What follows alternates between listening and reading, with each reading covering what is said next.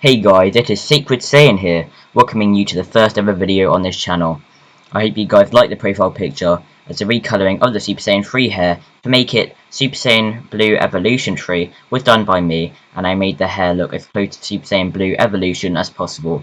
If you are wondering why there are different shades of blue in the hair, and also white parts of the hair, then look at this picture of Vegeta. You can see that he also has different shades of blue and white in his hair. If you want to see me make more parts of this series, then make sure to like the video, subscribe, and also comment down below what you think could happen in the next part. Now, it is time to get into what if Goku was born with God Ki. I got the idea to make this from Kafu Dojo, so go check out his version of What If Goku Was Born with God Ki, link in the description down below to his first part.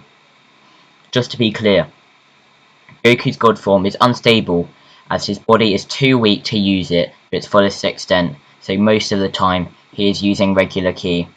2. Everything before Vegeta and Nappa arriving in the Saiyan Saga is the same, as I feel as if he would not actually be able to use his God Ki before then. 3rd, Goku's personality isn't changed at all, as he's still bumped his head and has had nothing to change his personality from the canon Goku. As we don't know the exact multiplier of Super Saiyan God, I will make the multiplier 20,000 times base form as a low ball, and when he is enraged that multiplier could increase.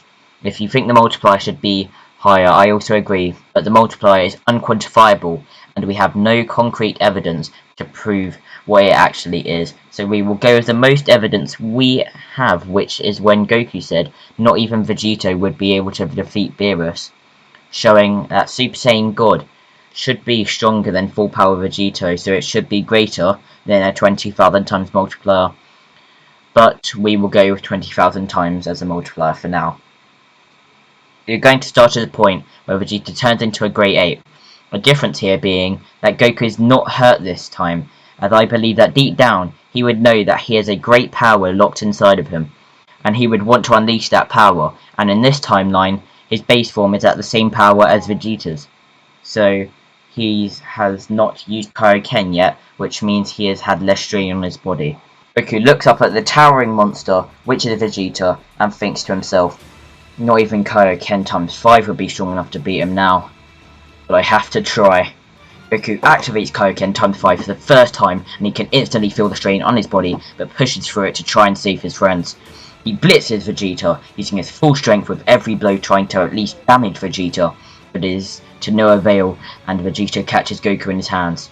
Vegeta begins to taunt Goku, and stating, "You have done better than any low-class scum I have ever seen, but you will never beat a Saiyan elite like me. If you didn't throw away your heritage by removing your tail, you could have stood a chance." Then it finally makes sense to Goku. The monster that his grandpa Gohan warned him about was himself. That is why Kami removed his tail, and all of that makes him realize that he is the one that killed Grandpa Gohan. Enraged, Goku starts to charge up his ki, ready to use an even greater level of Kaioken, but before he can say the words to do so, his eyes become red, and a fiery aura erupts around him, and the pure heat alone manages to force Vegeta to drop Goku, as the mere aura of Goku scorches his hand. Vegeta, not knowing what this power is, believes that Goku has turned into a Super Saiyan, and in a fit of rage shouts, "Impossible! I'm a Saiyan elite! I should be the Super Saiyan, not some low-class scum!" Goku, not even listening to what Vegeta is saying, looks down at his hands, seeing the aura, and says, "So, this is the power I tried to unleash while training with King Kai." Vegeta, not having a scouter on, means he can't see Goku with a power level of 0, as God Ki can't be sensed by anyone that doesn't have God Ki, which makes him believe that Goku is a Super Saiyan even more, and charges up a mouth, being so strong that it is the same way how Piccolo makes Special Beam Cannon. Vegeta uses the power from his entire body for this one blast, and he fires it at Goku. Goku is nowhere to be seen, so Vegeta thinks that the blast killed him.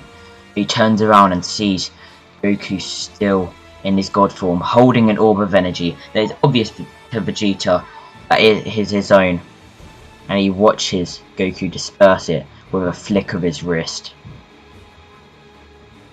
Goku then powers up a godly Kamehameha wave, and shouting the words Kamehameha,